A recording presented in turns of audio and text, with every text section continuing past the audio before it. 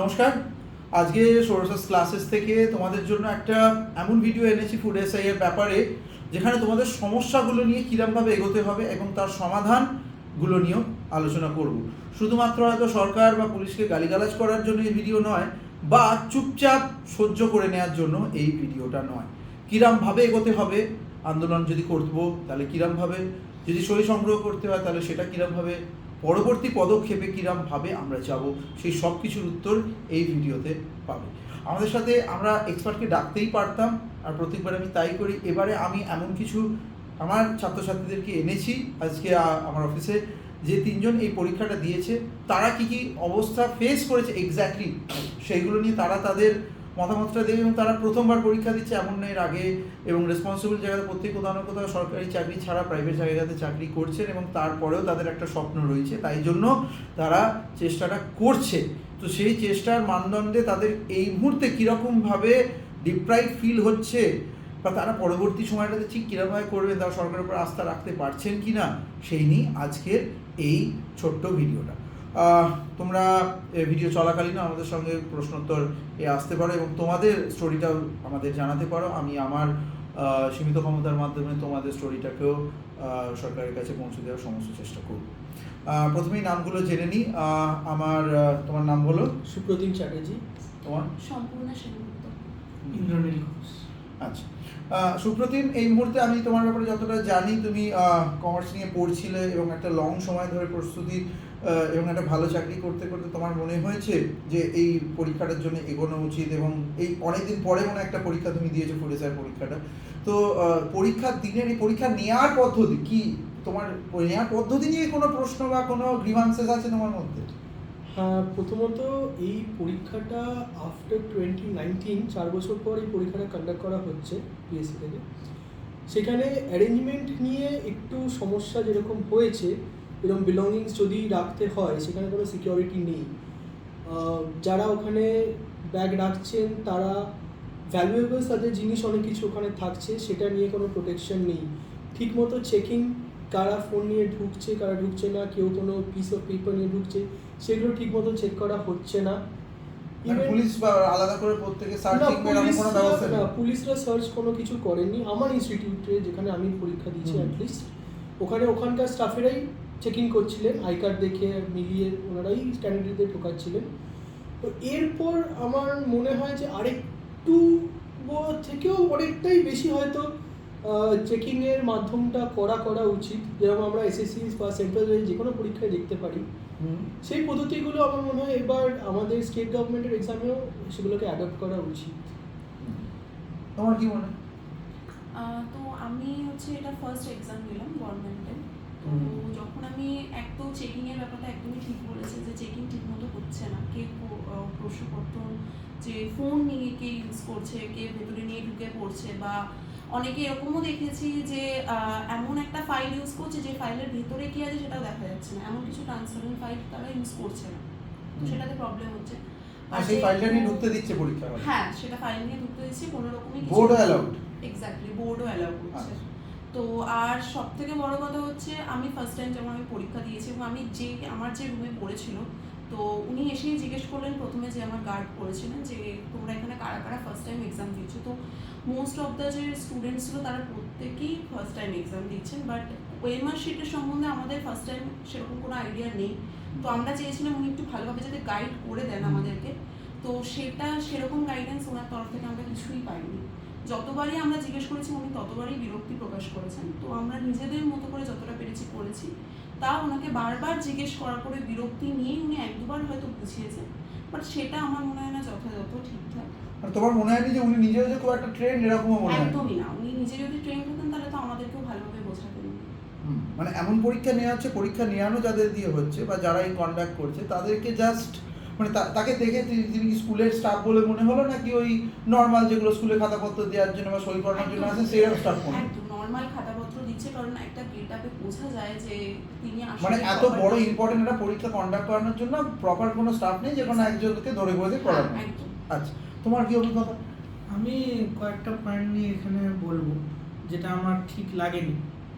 প্রথম কথা হচ্ছে, সেন্ট্রাল গভর্নমেন্টে যখন এক্সাম হয় তখন তারা অ্যাটেন্ডেন্সের প্রথমেই আমরা হলে ঢোকার সাথে সাথেই ওরা অ্যাটেন্ডেন্সের ফর্মালিটিগুলো আগেই কমপ্লিট করে নেয়। হুম। কিন্তু এখানে পরীক্ষা দেওয়ার সময় ওই মুহূর্তে মানে পরীক্ষা দিতে ধরুন 1 ঘন্টা পরীক্ষা হয়ে গেছে, তারপরে বলছে পরীক্ষাটা তো চলছে, ওই সময় একটা পরীক্ষার প্রেশার আছে, ওই সময়তে এসে বলছে তোমার অ্যাটেন্ডেন্স করবো। এই অ্যাটেন্ডেন্সের মধ্যেও এমআরসিটা ফর্ম ফিল আপ করতে হবে। এবার ওই প্রেশারে যে কেউ রোল নাম্বার ওখানে ভুল করতেই পারে, যে কেউ টেক্সট বুকলেট সিরিজ ভুল দিতেই পারে, প্লাস একটা টাইম ওয়েস্ট হচ্ছে অ্যাটেন্ডেন্সের জন্য। তাহলে যে পরীক্ষায় যেটা বলা হচ্ছে 90 মিনিট আমাদের সময় দেওয়া হচ্ছে, সেখান থেকে তো 5-10 মিনিট ইজিলি বেরিয়ে যাচ্ছে। তাহলে কি পুরোপুরি 90 মিনিট সময় কি দেওয়া হচ্ছে? মানে একটা স্টুডেন্টের ক্ষেত্রে হ্যাঁ। প্রায় 5-6 মিনিট ধরে উনি পড়িয়েই যাচ্ছে হ্যাঁ। পড়িয়েই যাচ্ছে। ছবি আটকাবেন, তারপরে টেক্সট বুকলেট সিরিজ মানে ফিল আপ করতে হবে, রোল নাম্বার ফিল আপ করতে হবে, তো এইগুলোর ফর্মালিটিগুলো তো টাইম ঠিক লাগছে। ঠিক ঠিক, এটা তো এই পয়েন্টটা একটা নতুন পয়েন্ট, এটা তো আমিও মিস করে গেছিলাম আমার চিন্তা ভাবনার ক্ষেত্রে, এবং আমি ক্লাসের ক্ষেত্রে অনেক কিছুই বলি যেগুলো। আচ্ছা, যে জায়গাটায় পরীক্ষা হচ্ছে সেখানে পুলিশ রয়েছে বা মানে প্রশাসন সেরকমভাবে কি কোনো হেল্প করেছে বলে মনে হয়, নাকি তারা তাদের মতন যেমন ওই চাকাচ্ছে ঘুরে বেড়াচ্ছে এরকমই মনে হয়? না, আমি যেখানে পরীক্ষা দিতে গেছি আমি তো ওখানে পিএসসি কোনো আধিকারিককেও দেখিনি বা ওনারা এসে কোনো সুপারভিশন করেননি, আচ্ছা। বা কোনো অ্যাডমিনিস্ট্রেটিভ বডি বা পুলিশরা বসে ওখানে কোনো কিছু আর সুপারভাইজ করেননি। যারা ওখানকার ইনস্টিটিউটের স্টাফ, টিচিং স্টাফ যারা, ওনারাই ছিলেন, ওনারাই পুরোটা কন্ডাক্ট করছিলেন। আচ্ছা, তুমি যেখানে ছিলে সেখানে মনে হচ্ছে তোমার টিচিং স্টাফ ছিল, মানে স্কুলের টিচাররা ছিল? স্কুলের টিচার আছে। স্কুলের টিচারটা ছিল। আর তোমার কি কলকাতার বাইরে পড়েছে? হ্যাঁ।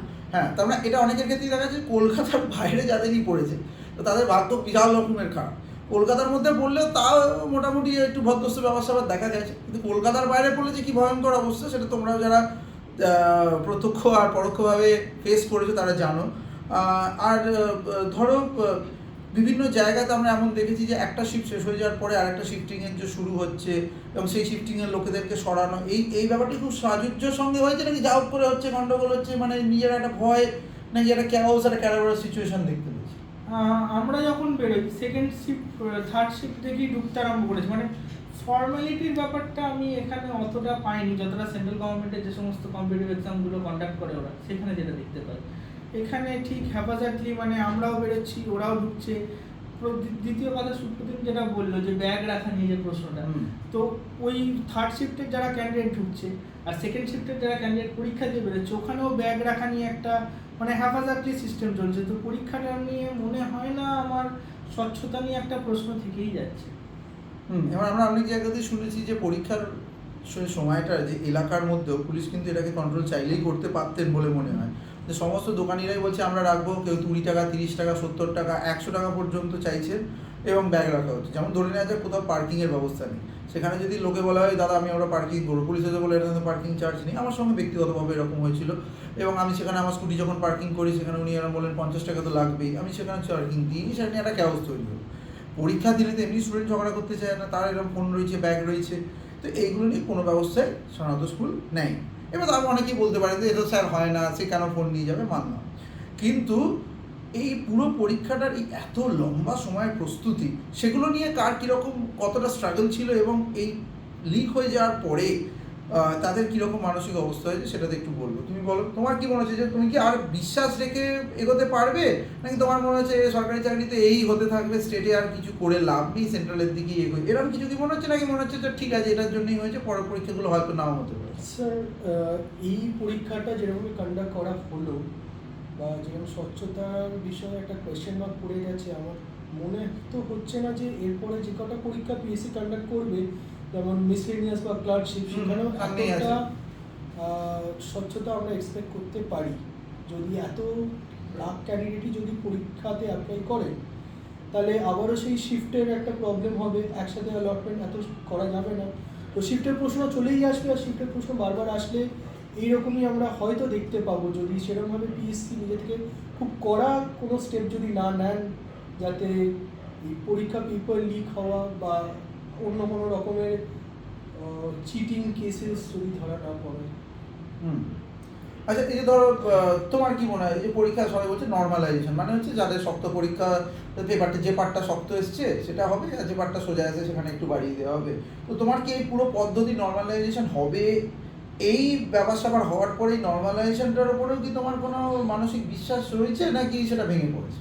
না, সেরকম বিশ্বাস তো নেই, কারণ যেরকম দেখলাম ফার্স্ট টাইম এক্সপিরিয়েন্সে যদি এরকম হয় তাহলে সেকেন্ড টাইমে তো স্টেটের উপর সেই বিশ্বাসটা আসছে না ফার্স্ট অফ অল। আর যতই বলুক না কেন যে নর্মালাইজেশনে স্বচ্ছতা থাকবে, আমার তো মনে হয় না সেটা অবশ্যই থাকবে।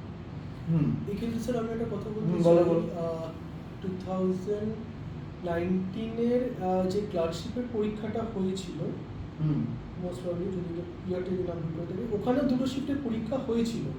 কিছু কোয়েশ্চেন এদিক ওদিক থাকি লেভেল অফ ডিফিকাল্টির ওপরে বেস করে, তো সেবারও কিন্তু নর্মালাইজেশন করা হয়নি কোনো রকম। আর এবারে যদি আমরা সেটাকে দেখি যে নোটিফিকেশানে তো কোথাও মেনশন করা নেই যে নর্মালাইজেশন হবে।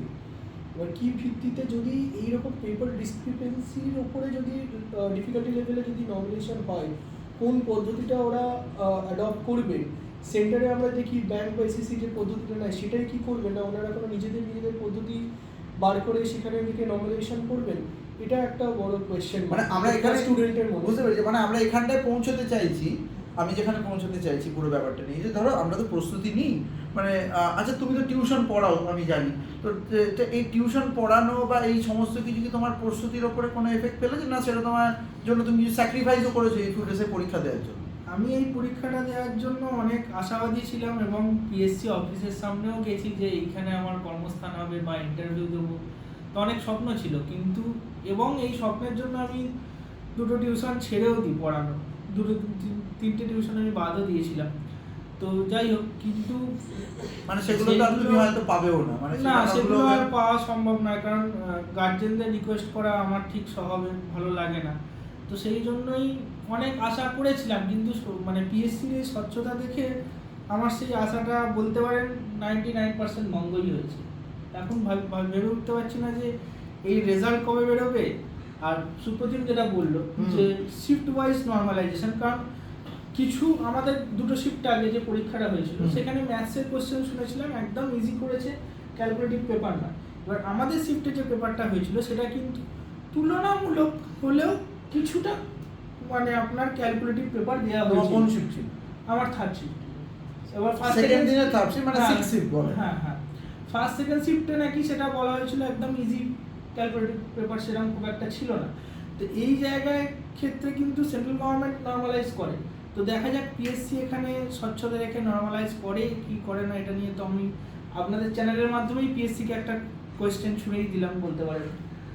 আচ্ছা, এই ধরো এই মুহূর্তে পরীক্ষা বয়কট, আরেকবার রি-এক্সামিনেশন, এই সমস্ত কিছুর দিকে আমরা চেষ্টা করছি এবং প্রত্যেকটা স্টুডেন্ট যারা চাইছে আমাদেরও একটা ইমেল ক্যাম্পেনিং আমরা একটু অন্যভাবে করছি, সেগুলো নিয়ে তোমাদের অন্য পরের ভিডিওতে আমরা বলবো। তো এই পুরো জিনিসটা করবার মাধ্যমেতে স্টুডেন্টদের সজাগ হওয়াটা খুব প্রয়োজনীয়। সেই জন্য স্টুডেন্টদেরকে আমি নিয়ে এলাম, স্যারদেরকে নিয়ে আলাদা একটা ভিডিও করব। এই যে কী মনে হচ্ছে তোমাদের মতন স্টুডেন্টদের বা এই ভিডিওটা যারাই দেখছো বা পরবর্তীকালে যারা এই পরীক্ষাগুলোর প্রস্তুতি নেন, তাদের এটাই মাথায় রাখতে হবে যে এর ফলে যেন রাগ করে এটা তো কিছু হয় না বলে হাল ছেড়ে দিলেও হচ্ছে না, আবার হাল ধরে রাখার যে পরামর্শ দেবো সেটাও বুক বাজিয়ে দিতে পারছি না।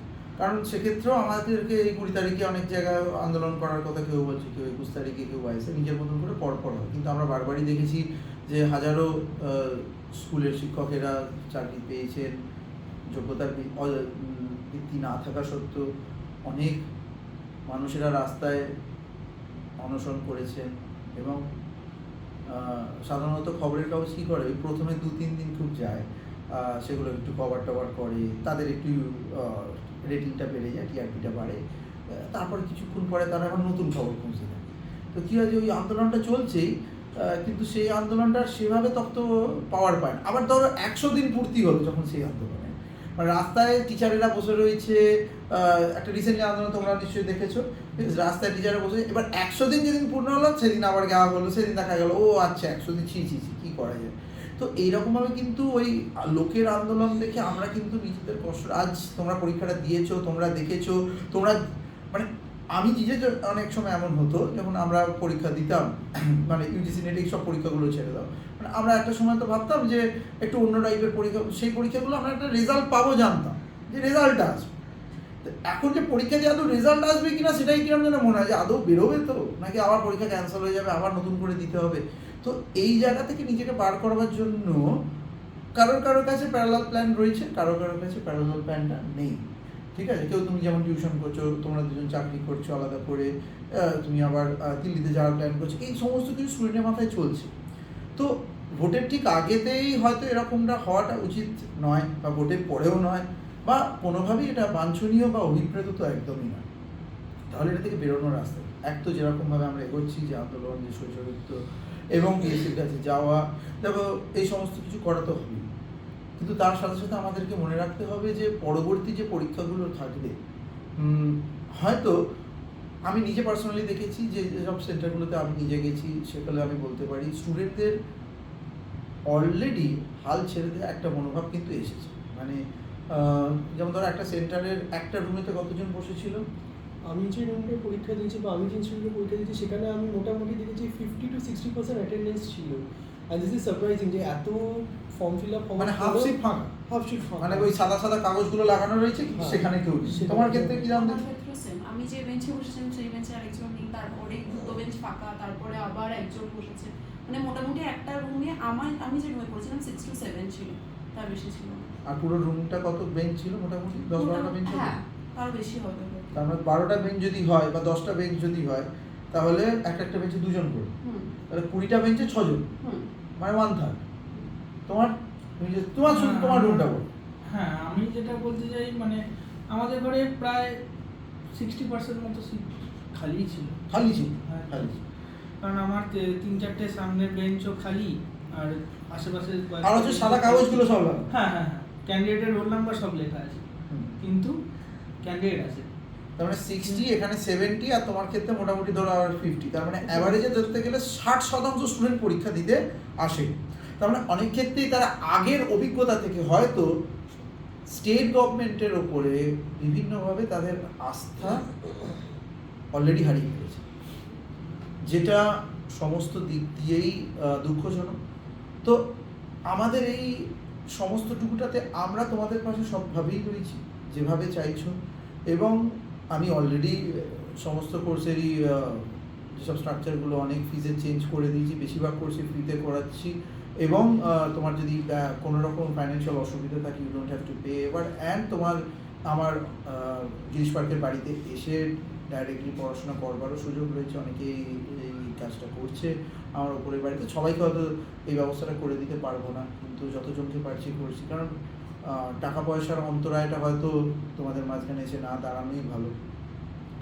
কিন্তু দুটোকে নিয়ে এগোতে হবে। মানে শুধু সরকারি চাকরির প্রস্তুতি নেবো এইটুকুর আস্থায় হয়তো সবটুকু এখন ছেড়ে দিয়ে এগোনোটা খুব আনন্দের সঙ্গে আমি তোমাদের বলতে পারছি না, কারণ যতক্ষণ না ট্রান্সপারেন্সি আসছে। এখন দেখো এই মুহূর্তে যে সরকার রয়েছে, যারা ক্ষমতায় রয়েছেন তারা চলে গিয়ে অন্য কেউ আসলেই যে সব চেঞ্জ হয়ে যাবে, বা যারা রয়েছেন তারাই আবার কালকের মধ্যে সব ঠিক হয়ে যাবে, বা যারা আসছেন তারা সমস্ত কিছু একদমই ঠিক করে দেবেন, বা তারা আরও খারাপ করবেন, এগুলো হয়তো সময় সাপেক্ষ ব্যাপার, এক্ষুনি বলতে পারছি না। কিন্তু তোমাদের আমি আলাদা করে সাহায্য করার জন্য প্রস্তুত। যদি কেউ আলাদা করে ইন্টার্নশিপ করতে চাও, যে যাই কিছু তোমাদের মাথায় আসছে, গেট ব্যাক টু মি। কারণ এই সত্যিকারের কাহিনীগুলো নিয়ে গল্প তৈরি করতে আমার বাধে, আর আমার এটা মনেও হয় না যে শুধুমাত্র কিছু লড়াইয়ের মাধ্যমেই এর সমাধান আসবে। তো এর সমাধানটা আনবার জন্য আমাদের নিজেদেরকেও পরিবর্তনশীলতার পথে নিয়ে যেতে হবে, এবং বেশ কঠিন সামনের দিনগুলো আসতে চলেছে। তো অ্যাটলিস্ট যেন আমরা বিনা লড়াইতে একটুও মাটি না ছাড়ি। হয়তো অনেকের মনে হবে যে কী হবে আন্দোলন করে, কী হবে বলে, ছাত্র এই তো অপদার্থ পরীক্ষা, অপদার্থ সরকার, কিছুই হবে না, ওই চোরেরা চুরি করবে, এই বলে আমরা দুটো ইউটিউব আর ফেসবুকে দেখে বা এই ভিডিওটা দেখে একটা লাইক করে বা একটা কমেন্ট করে ছেড়ে দেবো।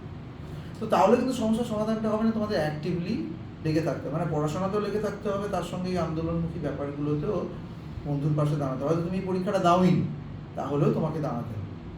তাহলে এই দাঁড়ানো একসঙ্গে ভাই বোনেদের মিলে যে একটা বড় দল তৈরি হতে চলেছে, সেই দলটাকে যেন সামনের যুগের বা সামনের সময়তে মানুষ ছাড়া মাদ্রামো করতে একটু হলেও ভয় পায়। যদি তোমাদের পরীক্ষার সময়তে তোমরা এরকম দেখো, তার মানে সেইটা বন্ধুদেরকে শেয়ার করে বা সেই মানুষগুলোকে ছেড়ে দিলে হবে। খুব ছোট্ট উদাহরণ দিতে পারি, আমি 6 দিন আগে ব্যাংকের একটা এটিএম থেকে 20,000 টাকা তুলে ফিরছি। ফেরার পথে একজন 4 পয়েন্ট ক্রসিং, ছোটো 4 পয়েন্ট ক্রসিং, একটি বাইক এলো, একজনকে ধাক্কা মারলো, সেই বাইকটা চলে যাচ্ছে। তো সবাই সেই, তুমি বলে কী করবে, তোমার কাছে দুটো রাস্তা। এক হচ্ছে, আমি দেখছি যে বাইকটা চলে যাচ্ছে তাকে কেউ থামানোর চেষ্টা করছে না, কারণ সেই বাইকটা আমার দিকেই আসছে এবং বেশ গতিবেগের সঙ্গে। তো সেই মুহূর্তে আমি দুটো জিনিস করতে পারি। এক, আমার পকেটে তো 20,000 টাকা আছে, বাইকের সঙ্গে ঝামেলা করতে গিয়ে টাকাটা যদি পড়ে যায়, আমি এমনি হাফ প্যান্ট পরে গেছি, মানে আমার মধ্যে যে দোনা বোনা আসেনি তা না, আমি আমারটুকু গুছিয়ে নেবো কিনা যে ভাবিনি তা না, যে স্যার বলে আজ ভিডিও বানাচ্ছি বলে, আজ এত স্টুডেন্ট রয়েছে আমার সাথে বলে আমি একদম বলবো না, আমার মধ্যে মনে মনে আসছে। কিন্তু আমি বুঝলাম যে ওই মুহূর্তে ওই লোকটার বানানোর জন্য অনেকগুলো লোক রয়েছে, কিন্তু যদি এর কোনো বড় ড্যামেজ হয় তাহলে এই মানুষটারও শাস্তি পাওয়া তো উচিত। সেই জন্য আমি ওই লোকটাকে ওই মুহূর্তে আমি দেখছি তার দিকে কিন্তু আরো দুজন লোক দৌড়ে যাচ্ছে, মানে যার যিনি পড়ে গেছে তাকে সাপোর্ট দেওয়ার জন্য। আমি সেই মুহূর্তের জন্য আমি বললাম একে সাপোর্ট দেওয়ার জন্য আমি আর 10 সেকেন্ড সময় নিতে পারি, কিন্তু ততক্ষণে এই বাইক চালিয়ে চলে যাবে। আমি কি করেছিলাম সেটা হয়তো এই মুহূর্তে খুব বড় প্রয়োজনীয় না, কিন্তু যেহেতু গল্পটা এতটা বললাম, পুরোটা শেষ করাটা আমি জরুরি মনে করি। আমি সেই বাইকটাকে থামাতে না পেরে আমি ধাক্কা মারি এবং সেই বাইকটা একটু নড়বড়ে হয়ে গিয়ে সামনে গিয়ে সেই বাইকটা পড়ে যায়, এবং নিয়ে তাকে আমি আমার মতন করে একটু রাগী ভাষায় আরও কিছু গালিগালাজ দিয়ে বোঝানোরও চেষ্টা করি, তিনি বোঝেন না, এবং তারপরে বাকি লোকেরা তাকে একটু আচ্ছা করে ঝাড়ও দেয়। তো এবার বুঝতে হবে যে আমাদেরকে শান্তিপূর্ণভাবে সমস্ত কিছু নর্মালি এই ব্যাপারটাকে চেষ্টা করতে হবে, কারণ ওই বাইক আরোহীকে যদি না থামানো হয় তাহলে সে এরকমভাবেই কিন্তু পরপর ধাক্কা দিয়েই চলতে থাকে। সম্মিলিতভাবে এই প্রজ্বলন যে হচ্ছে তার প্রতিও আমাদের একটা দায়বদ্ধতা রয়েছে। তাই জন্য যে মানুষটা পড়ে গেছে তাকেও তোলাটা আমাদের যেমন দায়িত্ব, যে মানুষটা ধাক্কা মেরে চলে যাচ্ছে তাকে আটকানো, অ্যাটলিস্ট তাকে বোঝানো যে কেন এরকম হলো। হয়তো আমি বলছি না কোনো নির্দিষ্ট কারণের বশবর্তী হয়ে এগুলো করা হয়েছে, কিন্তু এটুকু তো ঠিক যে এটা ভেবে নেওয়া হয়েছে যে গরু ছাগলরা পরীক্ষা দিচ্ছে, এ আর কি বা করবে, 500টা সিটের জন্য 12,000 এমনি গরু ছাগল আসছে, এ পেলো না পেলো এদের কিছু করার নেই। এই ভাবনাটা যেন কর্তৃপক্ষের না থাকে। তার জন্য এটা বোঝেন যে আর যাই হোক, বাঙালি এখনো প্রতিবাদ করাটা থেকে পড়িয়ে যায়নি। যদি আপনি আমাদের চাকরি না দিতে পারেন তাহলে এই চাকরি দেওয়ানোর চেষ্টা বা এই ফেক চেষ্টাটা আমাদের সামনে আনবে। আমরা আমাদের মতন করে কিছু না কিছু ভেবে নেবো, করে নেবো, অন্য কিছু করবো, অন্যভাবে ভাববো, সেটা তো অবশ্যই। কিন্তু এই এত প্রস্তুতি, এত টিউশন ছেড়ে দিয়ে কেউ বাড়ি থেকে দূরে গিয়ে, কেউ অন্য শহরে গিয়ে, আবার এই শহরে, তুমি তো মনে হয় দিল্লি থেকে এসেছিলো পরীক্ষা দেওয়ার জন্য, দিল্লি থেকে আসা ট্রেন ভাড়াটা তো আর কেউ ওকে ভালোবেসে দিয়ে দেবে না, আর এমন তো কোনোভাবেই কিছু হচ্ছে না। এত লড়াই করে মানুষরা যখন করছে, তারপরে তো আমার মনে হয় সেই বাইক আরোহীর একটা দুটো চর্চাপত্র প্রাপ্য। ঠিক আছে, প্রথম দিকে তাকে বোঝানোর পরে তিনি বলছেন উনি চলে যাবে, তাহলে আপনি পালাচ্ছিলেন কেন, আপনি সামনে আসুন। কারণ আমরা কিন্তু কোনোভাবেই এখনো পর্যন্ত এটা নিয়ে, আর অনেক কিছু আন্দোলন হওয়ার পরে একটা দুঃখজনক কিছু হয়তো স্টেটমেন্ট আসবে যে আমরা খুবই দুঃখিত, এইরকম বলে দেওয়া হবে, পরের বারে দেখে নেবো, দেখা যাবে এই 500টা সিটের রেজাল্টও বেরোনো, অথচ এই 500টা সিটও ভর্তি হয়ে গেল দেখা যাবে। না, আমরা এত ফালতু তো নই। তো আমরা আমাদের সীমিত ক্ষমতার গুলোকে যোগ করে একটা মহিরুহ তৈরি করব। পরবর্তী সময়তে তোমাদের সাথে পরবর্তী পরীক্ষাগুলোতে আর যেভাবে থাকতে পারি তোমরা আমাকে জানাবে। এই বিরতি করার এটাই বড় কারণ যে এই পুরো লড়াই আর এই দুঃখের মধ্যে শুধু তোমরা একা নও, আমিও রয়েছি। পথে নামতে হলে নামতে হবে, কথা বলতে হলে কথা বলতে হবে, লড়াই চালাতে হলে লড়াই চালাতে হবে। নিজেদের যা যা প্রস্তুতি রয়েছে, নিজেদের যা যা বন্ধুরা রয়েছে সবাইকে এই ভিডিওটা পাঠাও, তারা কীরকমভাবে থাকতে চাইছেন। আর শুধু তারা এসআই পরীক্ষা দিয়েছে এমন বন্ধু নয়, যারা দিতে চাইছে, যারা সরকারি চাকরি পেয়ে গেছে, তারাও কিন্তু এরই অংশ, তারাও তোমাদের এই এক্সটেন্ড। কারণ হঠাৎ করে কালকে বলা হবে যে সরকার চলছে না, আপনাদের মাইনে 20% কমিয়ে দেওয়া। শুনে অবাক লাগলো, এটা কিন্তু অলরেডি ইউএসএতে হয়েছে। মানে ইউএসএতে যখন স্ট্রাইকটা হয়েছে, যারা ভিএফএক্স করছেন, আমারও বন্ধুরা এমন কিছু কোম্পানিতে কাজ করেন, মানে তারা কিন্তু কলকাতাতেই চাকরি করে, বুঝতে পারছো, কিন্তু কলকাতার অনেক কোম্পানি ইউএসএর এইসব চাকরিগুলো করে, আর ওদের থেকে ডাইরেক্ট কাজ আসছে, তাদের কিন্তু সত্যি স্যালারি রিডাকশন হয়েছে 20%। তুই বলে স্যার সরকারে তো আজ পর্যন্ত হয়নি এরকম। তো আমরা কি এর উপরে এতটাও ভরসা রাখতে পারছি যে আজ পর্যন্ত যাহা হইয়ে আসেনি তা আর হইবে না, বলা যায় না। তো যারা হয়তো এই পরীক্ষাটা দাওনি তারা ভেবো না যে আমাদের তো কোনো অসুবিধা নেই, আমি তো গেট দিয়ে বাইরে চলে যাবো, আমি আইডি জানিয়ে দিচ্ছি, আমার তো ন্যাশনাল লেভেলে, কাল আজ বিভিন্ন জায়গাতে এটা হতেই পারে। তো এই লড়াইটা একটা বড় লড়াই হোক, যেমন আমরা যাদবপুরে কলরবেতেও সবাই একসঙ্গে এই ব্যাপারটাকে নিয়ে এসেছিলাম, কারণ স্টুডেন্টের জন্য জানানোর জন্য হয়তো এই মুহূর্তে শুধু স্টুডেন্টরাই রয়েছে। নমস্কার, ভালো থেকো বলতাম, ভালো তো নেই, তবে ভালো থাকার আশা অবশ্যই রাখবো। লড়াই শুরু হোক।